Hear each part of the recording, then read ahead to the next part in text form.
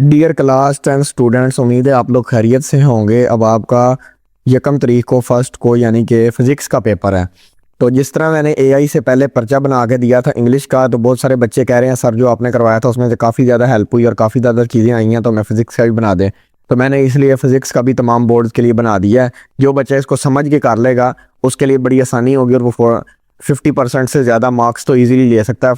तकरीबन 45 नंबर से ज़्यादा आ जाएंगे उसके नंबर। टोटल 60 का पेपर होता है। तो पहले आप लोगों के 12 नंबर के ऑब्जेक्टिव्स होंगे, उसके बाद 30 नंबर के शॉर्ट होंगे। क्वेश्चन नंबर 2, 3, 4 इन चैप्टर्स में से आएगा। उनके अंदर 8 सवाल होंगे, 5-5 करने। इसी तरह लॉन्ग सवाल इन चैप्टर्स में से आएगा। तो हम लोग है ना वीडियो की तरफ चलते हैं। तो बहरहाल 30 मार्क के शॉर्ट, 18 नंबर के लॉन्ग और 12 नंबर के MCQs आएंगे।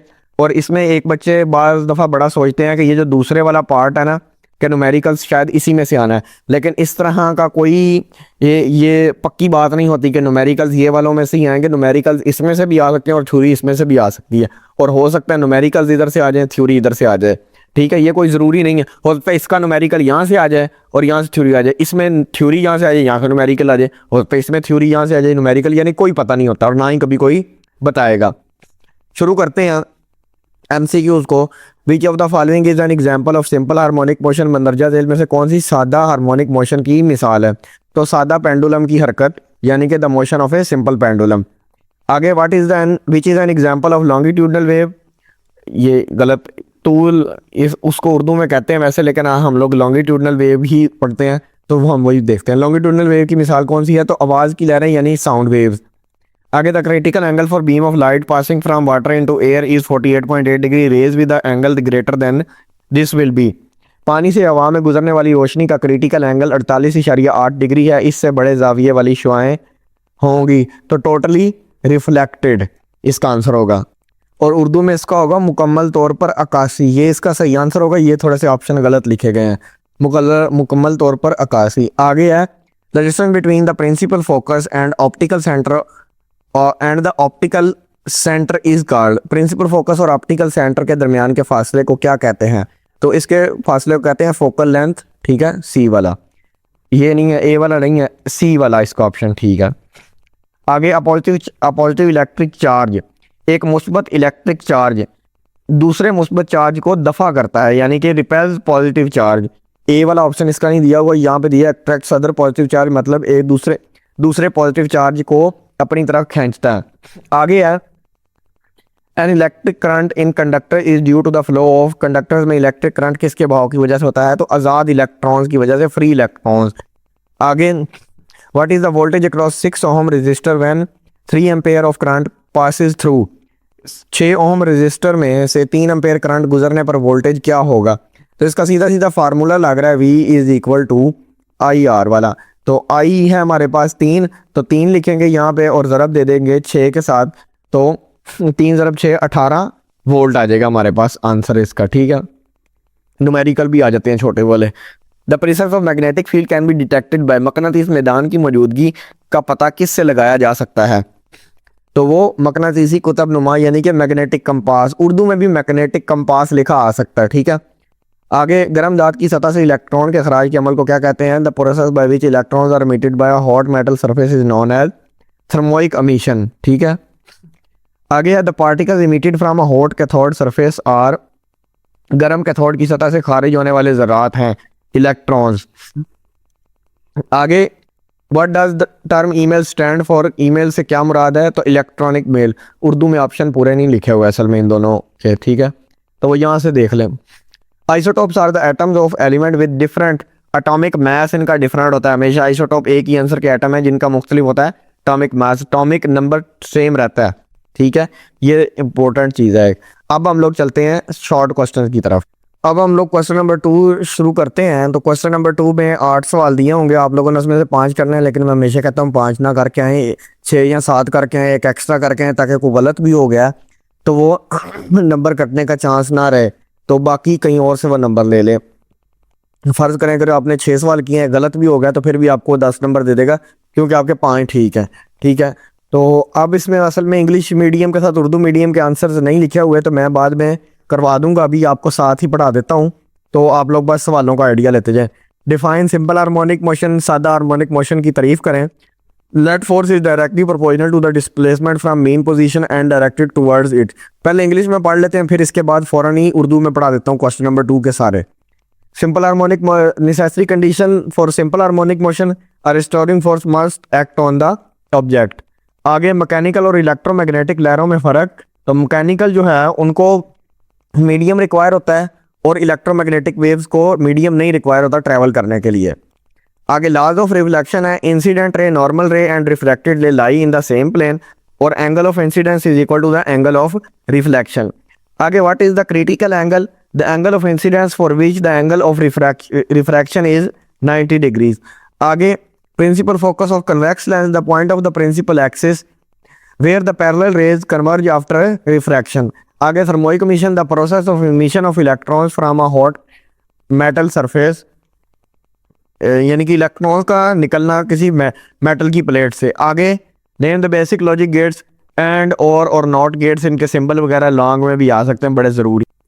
उर्दू मीडियम वाले बच्चे ऐसा करें कि वो लोग बुक से कर लें। ये वाले जो क्वेश्चन नंबर 2 के आंसर्स हैं ना, ये मैं आगे क्वेश्चन नंबर बाकी सारों के उर्दू मीडियम के लिखे हुए हैं, लेकिन ये जो क्वेश्चन नंबर 2 है इसके जो आंसर्स हैं ना वो आप लोग बुक से कर लें, बुक में ज़्यादा अच्छे लिखे हुए हैं। आगे चलते हैं, क्वेश्चन नंबर 3 में भी वही 8 में से 5 अटैम्प्ट करने हैं। तो conditions for production of sound आवाज़ पैदा होने के लिए ज़रूरी शर्त क्या है? और vibrating body and a material medium required, हिलता हुआ जिस्म और मीडियम की ज़रूरत होती है हमें। ये थोड़ा गलत लिखा ऊपर वाले रहने दे। Define pitch of a sound, आवाज़ की पिच की तारीफ करें। वो खसूसियत जो एक बारीक आवाज़ को भारी आवाज़ से मुमताज़ करती है। The characteristic distinguishing a shrill sound from a grave one. आगे what is audible frequency range, काबिल समात फ्रीक्वेंसी की हद क्या है? एक नॉर्मल इंसानी कान के लिए ये 20 हर्ट्ज से लेकर 20,000 हर्ट्ज तक होती है। For a normal human ear it is 20 hertz to 20,000 hertz. आगे स्ट्रेट कूलम्स, ला कूलम का कानून बयान करें। फोर्स चार्जेस के आसले ज़रब के बराह रास्त मुतनासिब और फासले के मुरब्बा के बरक्स मुतनासिब होती है। Force is directly proportional to the product of charges inversely proportional to square of distance.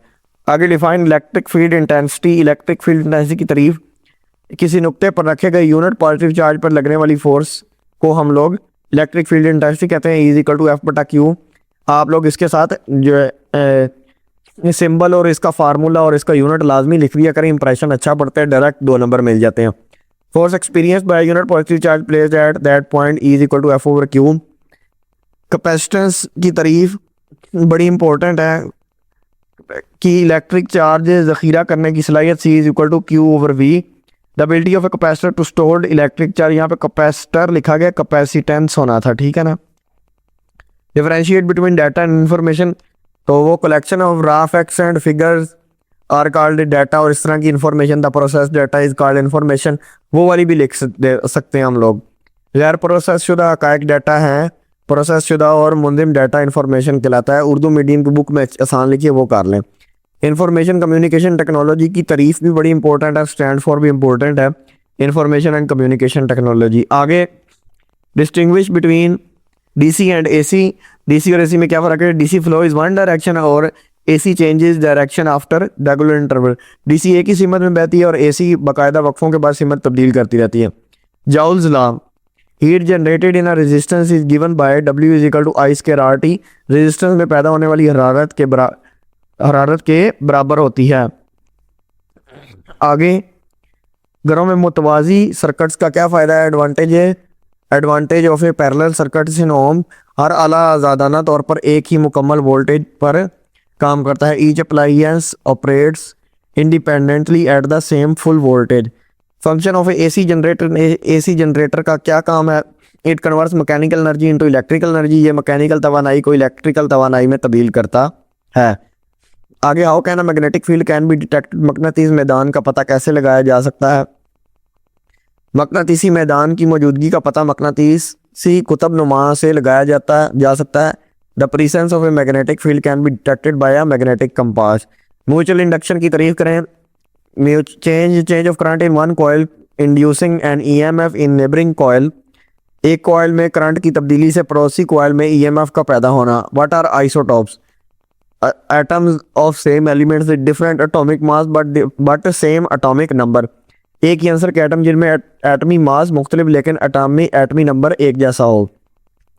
Half life की तारीफ करें, वो वक़्त जिसके दौरान निस्फ गैर मुस्तहकम ताबकार न्यूक्लियाई टूट जाते हैं। The time during which half of the unstable radio active nuclei डिसइंटीग्रेट्स। आगे क्वेश्चन नंबर 5, 6, 7 जो है वो लॉन्ग क्वेश्चन होगा। ए और बी पार्ट, ए का आप लोगों का थ्योरी का होगा 4 नंबर और 5 नंबर का न्यूमेरिकल। सबसे पहले 5 का ए पढ़ते हैं, वो सिंपल हार्मोनिक मोशन वाले में से आएगा। तो सवाल क्या आएगा, explain simple harmonic motion with the example of a mass tied to a spring. Spring के साथ जुड़े मैच की मिसाल से सिंपल हार्मोनिक मोशन की वजाहत करें। पिक्चर बनानी बड़ी है ज़रूरी है, पिक्चर आप लाजमी बनाना वहाँ पे, और मैं पढ़ा भी देता हूँ। कंसीडर मैस एम अटैच्ड, ये वाला mass M attached to a spring on a frictionless horizontal surface when displaced from its equilibrium position O to A and released a restoring force F is equal to minus kx pulls it backwards O due to inertia, it overshoots O to B की तरफ move करेगा। The restoring force always act towards a, restoring force हमेशा इसको O की तरफ खींचेगी। Causing the mass oscillates back and forth, उसी की वजह से ये आगे और पीछे मूव करता रहेगा। The acceleration A is directly proportional to displacement minus x and directed towards the mean position A proportional minus x। The condition of simple harmonic motion, यानी कि एक मैस M को स्प्रिंग के साथ रगड़ से पाक उफ़की सतह पर फर्ज करें, जब इसे तवाज़न की पोजीशन O से A तक हटाया और छोड़ा जाता है तो बहाली कुव्वत F is equal to minus K x इसे वापस O की तरफ खींचती है। जमूद की वजह से ये O से आगे B तक चला जाता है। बहाली कुव्वत हमेशा O की तरफ अमल करती है, जिससे मैस आगे पीछे घूमना शुरू करता है। शरत, ये थोड़ा सा यहाँ से दोलन, यानी कि आगे पीछे मूव करता है या घूमता है, आगे पीछे होता है। शरत ए यानी कि एक्सिलरेशन ए बराह रास्त हटाओ x के मुतनासिब और औसत पोजीशन की तरफ होता है। Acceleration directly proportional to minus x, जो कि सादा हार्मोनिक हरकत सिंपल हार्मोनिक मोशन की शर्त है। तो ये अगर तो शॉर्ट करके भी किसी कोई ज़्यादा नहीं कर सकता तो वो फिर सिर्फ इतना सा भी कर ले तो कुछ ना कुछ 3 नंबर 2-3 नंबर तो मिल जाएंगे, लेकिन खाली ना छोड़ के। उसके अलावा न्यूमेरिकल जो इंपॉर्टेंट है वो ये वाला है। An object 4 centimeter high is placed 12 centimeter from a convex lens of focal length 8 centimeter, calculate position and size of image। एक 4 सेंटीमीटर ऊंचा जिस्म 8 सेंटीमीटर फोकल लेंथ वाले मुअद्दिब अदद से, यानी कि कन्वेक्स लेंस से 12 सेंटीमीटर के फासले पर है। तस्वीर की जगह और जिसामत मालूम करें। तो इसमें क्या हमें दिया हुआ है कि F जो है वो 8 सेंटीमीटर है, P हमारे पास है 12 सेंटीमीटर। तो हम लोगों ने Q फाइंड करना है, तो 1/P और 1/Q को हम लोग इसमें सारे में करेंगे, ऐड करेंगे, तो वो 24 सेंटीमीटर Q का आंसर आएगा। तो मैग्नीफिकेशन M की फाइंड करनी है तो वो Q/P करेंगे तो वो 2 आ जाएगी। तो इमेज का साइज़ 2 ज़रब 4 कर देंगे, इसको मल्टीप्लाई, तो 8 सेंटीमीटर इसका साइज़ आ जाएगा। उसके बाद आगे है Coulomb's law of electrostatic and writes mathematical form. ठीक है, तो according to Coulomb's law the electric force of attraction और repulsion between 2 point charges is directly proportional to the product of the magnitude of the charges and inversely proportional to the square of the distance between them.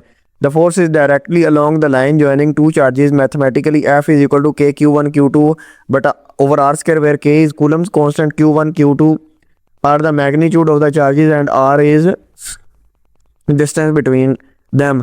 इसी तरह coulomb के कानून के मुताबिक 2 point charges के दरमियान कशिश या दफ़ा की इलेक्ट्रोस्टैटिक फोर्स चार्जेस की मिकदार के हासिल ज़रब के बराह रास्त मुतनासिब होती है और इनके दरमियान फासले के मुरब्बा के उलट मुतनासिब होती है। ये क़ुव्वत इन दोनों चार्जेस को मिलाने वाली लाइन के साथ अमल करती है। और K1 जो है वो कूलम का मुस्तकिल, यानी कि इसका है coulomb constant, Q1 Q2 charges की मिकदार है और R जो है वो रेडियस है, दो चार्जेस के दरमियान फासला। उसके अलावा आगे ये वाला आ जाएगा हमारे पास न्यूमेरिकल, और अगर तो कोई ये नहीं कर सकता वो फिर थोड़ा सा इतना सा कर ले, ये कूलम्स लॉ वाला। आगे a ship spends out ultrasound that returns from the sea bed in 3.42 second. Its speed is 1531 metre per second. What is depth. एक जहाज अल्ट्रासाउंड भेजता है जो समंदर की तह से 3.42 सेकंड में वापस आता है। अगर रफ्तार 15 से 31 मीटर फी सेकंड हो तो गहराई क्या है। तो time taken to reach sea bed T जो है वो 3.42/2 होगी, क्योंकि वो जाकर वापस आ रही है, ठीक है। तो वो 1.71 सेकंड हो गया। स्पीड v जो है 15 से 31 मीटर पर सेकंड है। तो डेप्थ फाइंड करनी है तो वो हम लोग करते हैं इस तरह, v ज़रब t करके। तो v 15 से 31 ज़रब t करेंगे, t एक साइड वाली, तो वो 1.71, तो 2618 मीटर हमारा जवाब आ जाएगा। उसके बाद हमारे पास आगे आगे जाउल लॉ, जाउल के कानून की वजाहत करें। Explain how energy is dissipated in a resistance and state Joule's law. तो वजाहत करें कि मज़ामत में तवानाई कैसे खर्च होती है। जाउल का कानून ज़्यादातर बच्चे ऊपर वाला करते हैं, यानी कि ऊपर वाले दो जो पोर्शन है वो सिलेक्ट करते हैं। तो इसलिए बहरहाल ये भी मैं करवा देता हूँ, ये थोड़ा लिखा होगा, मैं सही वाला भी करवा देता हूँ। तो अगर तो मैं इसका आंसर छोटे वाला है तो ये वाला करना है, यानी कि 2 नंबर, अगर कोई वीक स्टूडेंट्स हैं तो वो इतना कर लें। उसके अलावा उसके बरक्स यहाँ से लेके कंसीडर ये वाला जो पेज नंबर अब आप लोगों का 105 है ना इंग्लिश मीडियम वालों का, कंसीडर 2 पॉइंट्स। इंग्लिश मीडियम वालों का भी तकरीबन इसके इर्द गिर्द ये वाली हेडिंग 14.10 में जो दूसरा पैराग्राफ है वहाँ से शुरू करना है और यहाँ तक आप लोगों ने लिख देना है, ठीक है। तो ये आप लोगों को नंबर मिल जाएंगे। लेकिन इससे ज़्यादा जो इंपॉर्टेंट मैं आप लोगों को बताऊँ ना, अगर कौन से लॉन्ग क्वेश्चन है, तो वो ज़्यादा लॉन्ग क्वेश्चन जो है ना इंपॉर्टेंट, वो यहाँ से अगर आप लोग आगे चले जाए ना, 1 मिनट, ये वाले हज़ार्ड्स ऑफ इलेक्ट्रिसिटी, इनमें से ये वाली तीनों, इंसुलेशन डैमेज, इसकी 2-4 लाइनें, इसकी थोड़ी सी डैम्प कंडीशन, ये वाले, और safe use of electricity, fuse का थोड़ी सी लाइनें, सर्किट ब्रेकर, अर्थ वायर, ये वाली, ये दोनों ज़्यादा इंपॉर्टेंट लॉन्ग क्वेश्चन है बजाय जाउल्स ला के, ठीक है। तो उसके अलावा ये जो न्यूमेरिकल है, the half life of A radio active element is for 10 minutes if the initial count is 400 पर minute, find the count after 30 minutes. Radio active answer की हाफ लाइफ 10 मिनट है, अगर इब्तदाई गिनती 400 फी मिनट है तो 30 मिनट बाद गिनती मालूम करें। टोटल टाइम 30 मिनट है, हाफ लाइफ 10 मिनट है, नंबर ऑफ हाफ लाइफ 30/10 कर देंगे तो 3 हाफ लाइफ हैं। तो start 400 count after first half life, 200 count रह जाएंगे, ठीक है। उसके बाद सेकंड हाफ लाइफ के बाद 20 मिनट के बाद तो वो 100 काउंट्स रह जाएंगे, और उसको फिर आधा करेंगे तो हमारे पास रह जाएंगे 50 काउंट्स पर मिनट। तो ये था, मैंने सारा पेपर बता दिया आप लोगों को। आप लोगों ने अच्छी तरह स्कीम के मुताबिक अपनी तैयारी रखनी है। कोई भी न्यूमेरिकल कहीं से भी आ सकता है, सारे न्यूमेरिकल्स एक्सरसाइज वाले देखने हैं, एग्जाम्पल्स देखनी है, एग्जाम्पल्स में से भी आ जाता है। बेस्ट ऑफ लक, मिलते हैं नेक्स्ट पेपर में।